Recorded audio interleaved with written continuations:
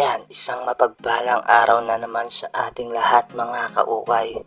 At dahil alam kong sawang-sawa na kayo sa pagmumukha namin, sa mga damit na binubuksan namin. Kaya ngayon samahan nyo kami, magbubukas tayo ng comforter. Yan, bali kung makikita nyo dyan kaukay, makukulay lahat yan. Kaya ngiting tagumpay na naman kami ni Mrs. Diyan. Siyempre agad na pala namin sinimulan na tupiin yan. Bali nakikita nyo nakangiti si Mrs. kasi alam niyang papaldo na naman siya ngayong araw. At bali kung makikita nyo pala dyan kaukay, talagang mga printed yung mga nakuha natin dyan. Siyempre mga bago pa. Talagang nagpapasalamat ako kasi once in a blue moon lang kung dumating yung mga ganitong bulto.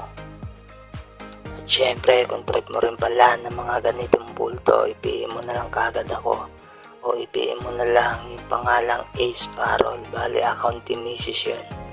Yun yung tutulong sa iyo para makakuha ka ng ganito kagandang bill. Siyempre makukulay talaga yung ganitong bulto, kaya huwag nyo palalampasin to sa live namin. Bali after pala niyang kaukay, nagsimula na pala si Mrs. Diyan na mag live. Kung makikita nyo ang itim, panalo talaga siya dahil sa napakagaganda ng mga comforter na linalive niya. At pagkatapos pala niyan, agad na kami nagsimula dyan na mag-invoice. Bali grabe, sold out pala lahat dyan kaukay. Kung makikita nyo, punong-puno pala yung bangko namin dyan. Yan pala yung mga i-deliver ko bukas. At pagkatapos pala niyan, agad ko na palang pinrepare yung lulutuin natin dyan na adobong manok na merong itlog pugo. Bali yan, nakasapaw pa pala siya sa sinaing kaukay. Siyempre pagkatapos pala niyan, agad ko na palang ginermang cut yung mga rekado natin dyan. Bali sisimulan ko pala yan sa luya. After ko palang magbalat ng luya dyan, susunod natin pala dyan i-germang cut yung bawang. Siyempre 3 piraso lang yung bawang na yan. Siyempre pagtapos dyan, sibuyas naman yung sinunod ko dyan. Yan, bali isang sibuyas lang pala yung nano natin dyan. At pagkatapos yan na pala yung mga regalo na gagamitin natin. Bali sinalang ko na pala kagad dyan yung kawali at nag-isa na ako.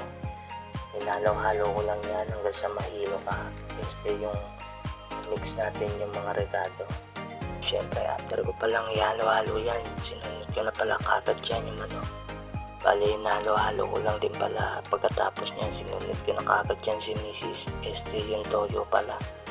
Yan, bali tinakpan ko lang pala ulit dyan. At siyempre kukunin na natin yung itlog pugo dyan.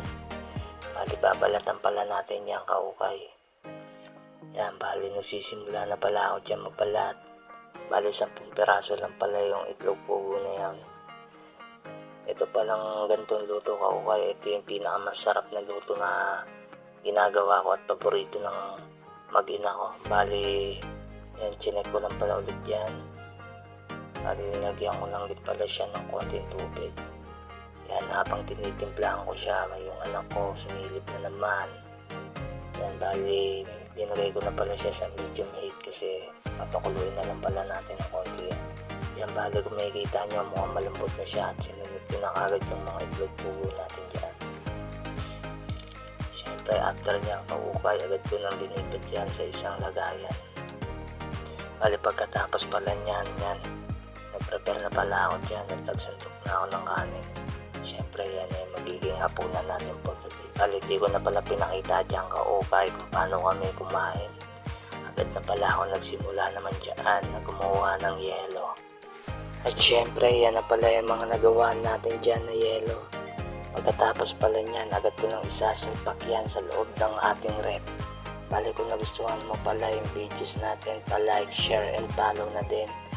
Thank you for watching. Hanggang sa muli. Ay, naiwanan ko pala yung cellphone ko. Salamat po sa dalaon, sa bigay. Ingat. Ingat. Smile ka.